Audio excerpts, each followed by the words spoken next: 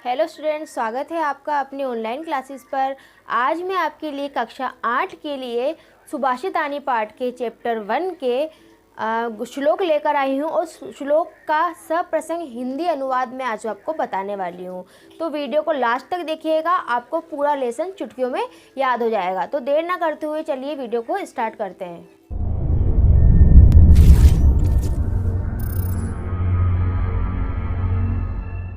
तो देखिए स्टूडेंट, पहले श्लोक की तरफ चलते हैं। गुणा गुणगेषु गुणा भवन्ति ते निर्गुणं प्राप्य भवन्ति दोषा सुस्वादु तोया प्रभवन्ति नद्ये समुद्र मासाद्य भवन्ति पेया। इसका जो अनुवाद है वह है कि सद्गुण गुणों को जानने वाले व्यक्तियों के पास होते हैं, वे गुण गुणहीन व्यक्ति के पास पहुंचकर दोष हो जाते हैं। सद्गुण जो अच्छे गुण होते हैं वो किसके पास होते हैं? जो गुणों की कदर करते हैं या फिर जो गुण को जानते हैं, जो अच्छे व्यक्ति होते हैं, सज्जन पुरुष होते हैं, उनके पास क्या मिलता है? सद्गुण पाए जाते हैं। लेकिन यदि जब वही सद्गुण किसी गुणहीन मनुष्य के पास चले जाते हैं तो वे भी जो सद्गुण होते हैं वो अवगुणों में बदल जाते हैं। उसी प्रकार जिस प्रकार नदियाँ स्वादिष्ट जल वाली उत्पन्न होती है, जब नदियों का जन्म होता है, जब नदियाँ उत्पन्न होती है तो वह स्वादिष्ट जल लिए हुए होती है और मनुष्य की और जीव जंतु को प्यास बुझाती है, लेकिन वे सागर में पहुंचकर न पीने योग्य हो जाती है। लेकिन जैसे ही सागर से उनका मिलाप होता है तो वो भी सागर में मिलकर खारी होने के बाद न पीने योग्य हो जाती है। तो यहाँ पर इसका जो पूरा अनुवाद है वो क्या है कि सद्गुण गुणों को जानने वाले व्यक्तियों के पास होता है और यदि वे सद्गुण गुणहीन मनुष्य के पास चले जाएं तो वो अवगुण में बदल जाते हैं। उसी प्रकार जिस प्रकार नदियाँ जो होती है पहले तो वो स्वादिष्ट जल वाली उत्पन्न होती है, लेकिन सागर में पहुँचने के बाद वह न पीने योग्य हो जाती है। अगले श्लोक की तरफ बढ़ते हैं। साहित्य संगीत कला विहीन साक्षात पशु पुच्छ विषाण विहीन तृणम न खादन अपि जीव मान तद भागदेयम परम पशु नाम। तो इसका जो अनुवाद है वह है कि साहित्य और संगीत कला से रहित व्यक्ति प्रत्यक्ष रूप से पूंछ और सिंग से रहित पशु है। अर्थात इसका क्या मतलब है कि जिस व्यक्ति के पास में साहित्य की कला नहीं है, संगीत की कला नहीं है, वह पूंछ और सिंग के बिना दिखने वाला एक पशु समान ही व्यक्ति है। और यह पशुओं का परम सौभाग्य है कि वह मनुष्य तिनके घास ना खाता हुआ भी जीवित है। अर्थात क्या है कि वह पशु का या जानवरों का परम सौभाग्य यह क्या है कि ऐसा व्यक्ति या साहित्य संगीत कला से विहीन व्यक्ति तिनका या फिर घास ना खाता हुआ भी जीवित है। तीसरे श्लोक की तरफ बढ़ते हैं।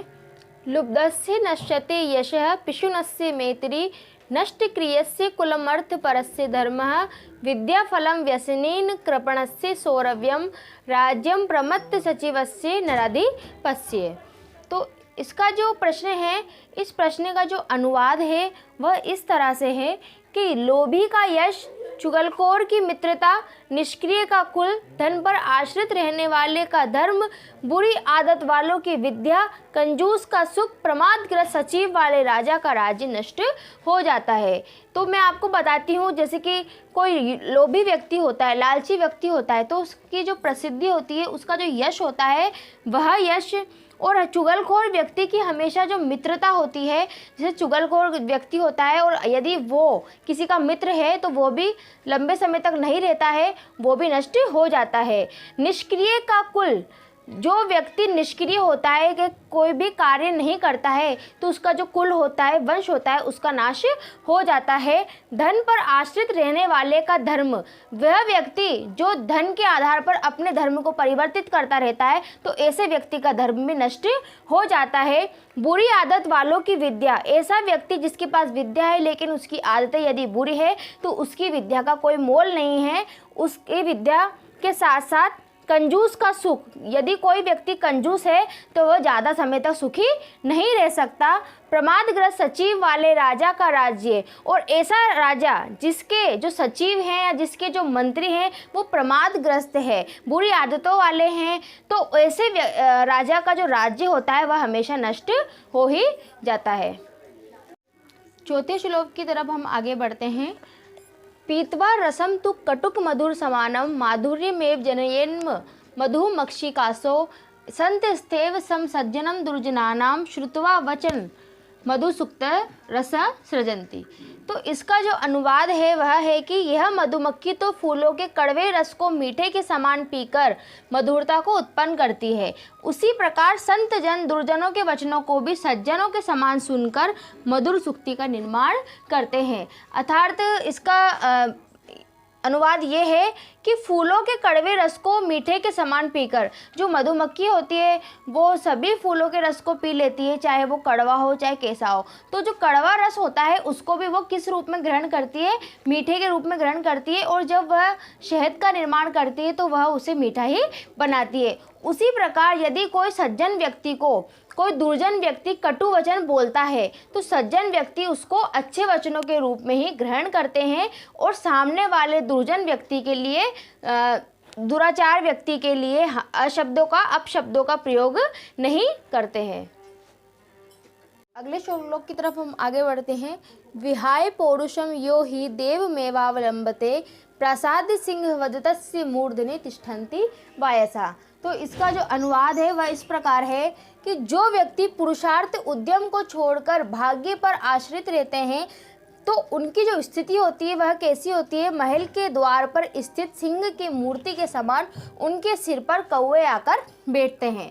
मतलब जो व्यक्ति पुरुषार्थ या उद्यम, मतलब जो व्यक्ति किसी प्रकार की कोई मेहनत नहीं करता है और वो सिर्फ किस्मत पर या फिर भाग्य पर ही आश्रित रहता है कि हमारी किस्मत में जो होगा वह हो जाएगा, हमारे जो भाग्य में जो लिखा है वह हो जाएगा, तो ऐसा व्यक्ति किसके समान होता है? ऐसा व्यक्ति महल के द्वार पर स्थित सिंह की मूर्ति के समान होता है जिसके सिर पर सिर्फ कौवे आकर ही बैठते हैं। अगला जो श्लोक है वह इस प्रकार है। पुष्प पत्र फल छाया मूल वल्कल दारुभी धन्या महिरुहा येषाम विमुखम यान्ति नार्थिन। इसका अनुवाद इस प्रकार है कि वे वृक्ष धन्य हैं जो पुष्प से, पत्तों से, फलों से, छाया से, जड़ से, छालों से और लकड़ियों से परिपूर्ण है या फिर परिपूरित है, कि जो याचकों को कभी भी निराश नहीं करते। मतलब धन्य है जो वृक्ष जिनके पास में हर प्रकार की चीज़ें हमें मिल जाती है, वो कभी भी अपने याचकों को कभी भी निराश नहीं करते हैं। हाँ, वो मतलब जन्म से लेकर अपनी मृत्यु तक वह अपने याचकों को कुछ ना कुछ देते ही जाते हैं। उनके पास में क्या क्या है? पुष्प से वो परिपूर्ण है, पत्तों से परिपूर्ण है, फल वह देते हैं, छाया हमें वो देते हैं, साथ ही साथ में जड़ हमें वो देते हैं और पेड़ की छाल हमें वो देते हैं और वो लकड़ियों से भी परिपूर्ण है।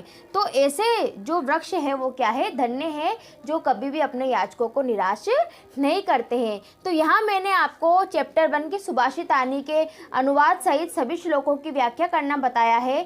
यदि आपको मेरी वीडियो अच्छी लगी हो तो वीडियो को लाइक करें, शेयर करें और कमेंट करें और मेरे चैनल को सब्सक्राइब करना ना भूलें। धन्यवाद।